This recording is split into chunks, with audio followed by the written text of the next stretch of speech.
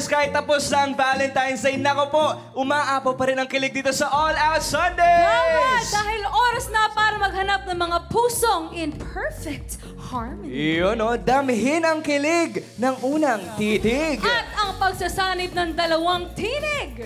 This is the very first blind date singing competition on Philippine television. Sing Kilig! Last week, nakilala natin ang 12 boys and 12 girls na sasalang sa ating musical blind date. Binigyan natin sila ng pagkakataon na pumili ng awiting kakantahin nila at ang dalawang pumili ng parehong kanta. Instant match na. Instant match. Pero ang tanong, mag-match yun kaya ang boses nila. Tama. Importante. And may spark kaya sa kanila yung chemistry. Yan ang malalaman natin ngayon. Pero bago natin makilala ang ating mga sing-kilig pairs natin ngayon, gusto ko muna makipagtsikahan ng kilig sa ating mga Kiliga voters. Oh, excited ang mga Kiliga voters natin. Eto mga Kiliga voters, ano ba ang hinahanap yung kilig sa pairs natin at ano ang nagpapakilig sa inyo? Let's start with Jessica.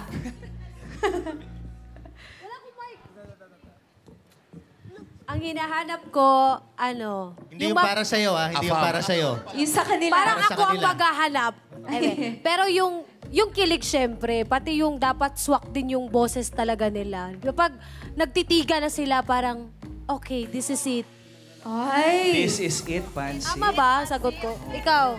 Sino? John Rex daw. Alabat ako. John Rex, ikaw. Dapat nandun yung chemistry. Oo, kahit hindi pa Importante sila hindi pa sila nagtitinginan, yung song, habang kumakanta sila, nandun yung chemistry. Bilang Diba? isang singer, John Rex, naramdaman mo na ba yung love at first song? Yung parang sa unang song pa lang, sa boses pa lang, na-in love ka na? Meron na. Meron na. Sino? Meron na. Sino? Secret. Wow. Nagre-react si Faye at si Hannah, oh. Kayo, naramdam niyo na ba ang love at first song? Hindi kami si John Rex nga sa... Asan ba dito? Parang wala kasi dito yung naka-love at first song ni Thea eh. So anyway... Talaga ba? Ay, sorry. Hey! Kayo yung love at first ball?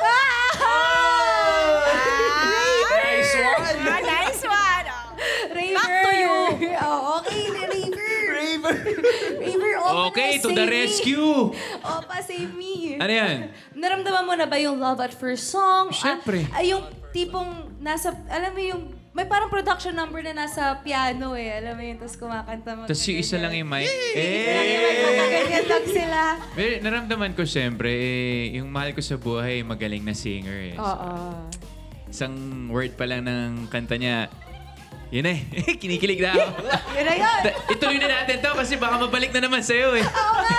Love you, Thea. Yes, kaya mga kaayos kas, be ready with your hearts. At remember, kung may maramdaman kayong slight or talagang todong kilig sa pares natin, itaas nyo lang ang mga puso ninyo. Kapag 50% ang kanilang nataas sa puso, talagang naramdaman nila ang kilig, may magtutunog. Ito ang sound na yan. Oh, diba? Napaka-romantic. Yan ang hudyat na para sa kanilang pinakaunang pagkikita. Ready na ba kayo? Let's meet our first pair. Hi, I'm Don Amuel from Batangas City. Simula nung bata pa lang po ako, talagang passion ko na yung pagkanta. Nag-start ako sa mga amateur singing contest, yung mga barangay. Ang napili kong song ay Palagi ni TJ Monterde. Napakaganda ng meaning ng song. And alam ko na kikiligin yung makikinig sa amin dito. Sabi ko, ay, may lalim, may message talaga. Hindi lang siya parang a love story or a love song. May message talaga for a partner din. Hi, I am Lime Aranya and I am from Bacoor, Cavite. Panganay din ako. Apat kami magkakapatid. Basta makita ko lang din sila, masaya na rin ako. No boyfriend since birth talaga ako. Nagka-girlfriend ako nung high school. Mga puppy love ganun. Yun din yung first heartbreak ko. Akala ko seryoso na. Niyakan ko yung girlfriend ko kasi, ayun, pagdating sa love, napaka-seryoso ko talaga. Yung ideal girl ko, simple lang, yung masayahin. Actually, hindi ako mahirap patawanin talaga. Like, I am a very jolly person. Cheerful, kumbaga. Ang inaano ko talaga yung eyes nila. I don't know, there's something about sa eyes na nakaka-captivate talaga ako. Sana yung boses niya is parang malamig. Yung parang hindi nakaka-intimidate pakinggan. Yung parang soft lang. Siguro kung magde-date ako ng isang babae, siguro dadaling ko siya sa beach. Kasi sa beach, tahimik, mas mafe-feel namin yung moment na magkasama kami. Teka lang, na-imagine ko na bigla. Hindi naman talaga ako nagmamadali na mahanap yung the one. Pero kung dito naman din at nakita ko na siya, maybe, maano na natin, I might be really ready. Sa makakapartner ko, palagi kitang iniisip. Ready na ako na pakiligin ka and excited ako na makasama ka.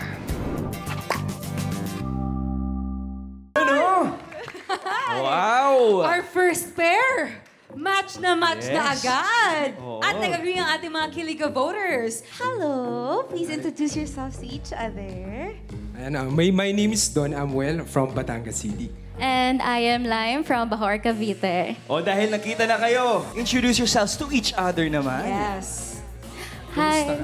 I'm okay. Grabe, sobrang kinilig ako sa boses mo. Uy, totoo ba? Huwag naman. Napakalamig. At alam mo nga, Ginawa ko. yung pagkanta nyo ng palagi, parang nagpa-promise na kayo sa isa't isa eh. O iba yung may meaning na eh. Grabe yung titigan ninyo, yung connection nyo talagang kilig na kilig, di ba? Ang mga kaayos sa atin, kilig na kilig. Yun, oh. Pero parang may question sila. Oo. Unahin natin. O si Zeph, excited? Ito na. Ito na. Excited ako eh. Kasi yun ang ganda nung song. Bagay sa inyo guys. Wow, kinilig. Don, ang katanungan ko para sa'yo ay... Hindi pala, meron muna akong sasabihin. Kasi si Lime, na-share niya. Kaya ko to. na ideal type niya yung matangkad. Tapos nagpe-play ng instrument. So ang tanong, anong favorite mong sport? Hindi. Nagpe-play ka ba ng instrument? Gulo, no? Nakakatawa ka talaga. I know, right? Sakto lang. Hindi masyado. Parang more on singing lang talaga. Okay lang ba yun sa'yo, Lime? Pero marunong naman akong mag-play. Like guitar. Pero hindi ako ganun ka professional. Pero willing to learn. So Willing to learn. Kung gusto. Tsaka as long as hindi siya nagpi-play ng puso ng isang babae, okay Tama, yun. importante din yan. Importante yun. Wow. Ako rin may katanungan. Ay, may Oh, tanong Miguel. ka din. Bro, taga Batangas ka, di ba? Yes po, sir. Okay. Ano pong name nila ulit? Okay. Sorry. Lime. Lime, if dadalhin ka ni Don sa isang date, bakit sa Pampanga? Anong gusto mo? Kaya sila ni Zeph. Siguro ganyan. Feeling ko ganyan humor ng batang Riles, no? Ang gulo ng mga reels. Ito na. Seryoso na. Kung dadalhin ka ni Don sa Batangas, anong gusto nyong gawin doon? Anong date? Anong klaseng date? Saan kayo pupunta? Ideal Diba? date. Ay, oo nga. Ano ba? Gusto ko sana yung... sa beach gano'n. Beach date. Wow. Oh, Pwede masaya. mag-picnic. Oo, Yeah, di ba? pwede. Getting to know each other. Yes. Ayun. Pero tanungin ulit natin si Zephanie and si Miguel, bakit nyo naboto sila? Why not? Kaya pa ba, Neng? Binoto nyo ba? Hindi nyo ba binoto? Binoto nyo, nakita ko. Bakit? Naramdaman nyo ba yung kilig? Please, Zephanie. For me kasi... Umayos ka. Ako kasi yung kino-consider ko sa mga... Dito sa Sing Kilig is yung sing, pati yung kilig. Tama. So, I saw it. Malamang. Galing, galing, Zeph. Alam mo, Zephanie, nag-puts ka pa naman para dito. I know, I prepared for it talaga. Oo. And we saw it. So, The we sing voted. and kilig? The sing and kilig. Sabi nga daw, it is what it is daw. Tama. Next na, next. Okay na. Miguel, may sagot ka pa ba or yun na yun? Naramdaman naming lahat yung kilig eh. Lalo na nung... Saka yung Hindi, sing. seryoso kasi di ba yung boses nila parang swak na swak sa kanta, swak na swak sa isa't isa.